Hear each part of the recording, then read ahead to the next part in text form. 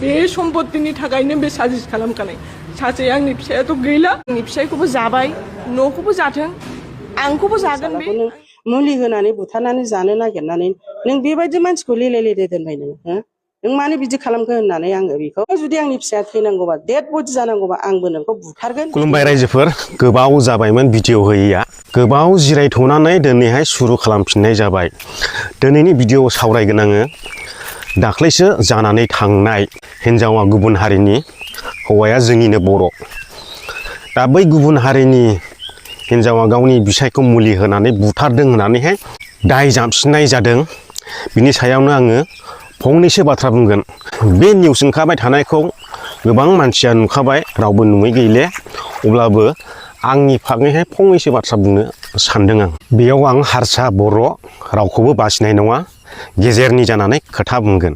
बिखुनजो आरो बिहामजो बिथां सानैजोनि निउसखौ आङो पुरा नायजोब्बाय। नायनानैहाय मोनदों आङो माने बेयावहाय सोरनि खोथाया बांसिन जादों, सोरनि खोथाया बारा जादों, नैबेखौ बिजिरनानै नायोब्ला बांसिनैहाय बिखुनजोनावहाय नुनो मोननाय जादों। आं बेखौहाय गुबुन हारिनि होननानैहाय नेवसिया, बियो हारसा, बियो बर' बेफोरबायदि बुंनानैहाय आङो बेखौ लाजिफोनांनो गोसो गैया।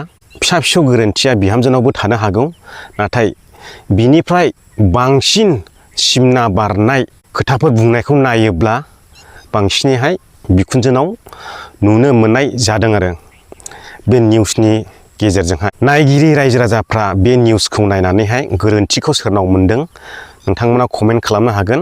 आरो बे जाथाया सोरनि गामिनि, बबे गामिनि, नैबे गामिनि रायजोफ्राथ' सासे सानैया मिथिनो हागौ जाथाया मा, रियेला मा, थांखिया मा, बेफोरखौहाय।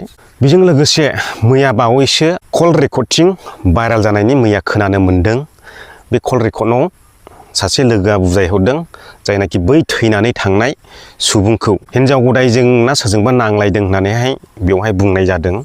बेजों नांलायखांनायनि उनाव गावनि लोगोजों रायज्लायदों आरो नैबे रायज्लायनायावबो जोङो एसे हमदांनो हादों। बेवहाय आङो आंनि फागैहाय जेबो बिस गोनां खोथा बुंनो गोसो गैया।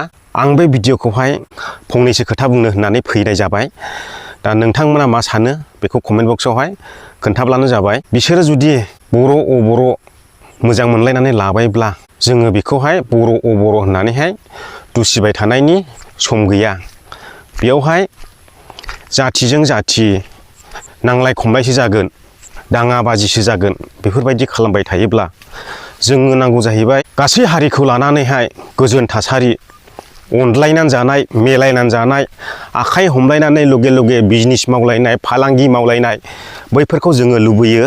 दा बेफोरबायदि हारसा बर' होननानैहाय दाय जाबसिनलायबाय थायोब्ला जोंनि ओनसोलाव बैसोरबो जोंखौ नायनो हाया, जोंबो बिसोरखौ नायनो हाया। नै बेफोरबायदि मेगन सालायनाय हिंसा जाथाया सोमजिनो हमलाङो।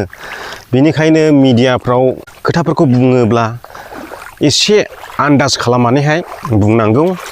नों हारसा, नों बर', नों अबर' नै बेफोरबायदि बुंनानैहाय दुसिलायनो नाङा आंनिब्ला।